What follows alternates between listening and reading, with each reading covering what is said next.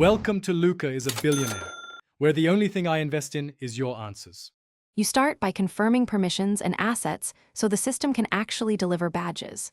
First, enable API access and developer features in game settings. This allows server scripts to award badges. Next, upload your badge image and copy its asset ID, then create the badge in the Create section to get badge ID. Once done, place a new script inside Server Script Service and require nothing else yet. You will wire badge service calls there. This avoids permission errors later and prepares variables for the logic.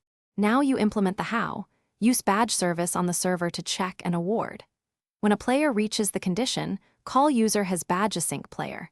User ID, badge ID to avoid duplicates and then award badge async player. User ID, badge ID inside a pcall to catch failures. Trigger this from player added, a remote event, or an in-game achievement system. Choose server-side triggers to maintain security. Make sure to log success or failure so you can trace network or permission problems later. Finish by notifying the player.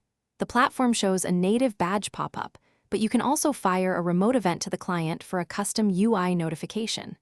Make sure marketplace service and badge service calls ran on the server and that your remote event is handled on the client. If the badge never appears, check API access, confirm badge ID matches the created badge, verify the server script ran, and inspect pcall error messages. When fixed, repeat the test with a fresh player or a test account so results are clear. Thanks for watching and please subscribe. It's the best investment you'll ever make.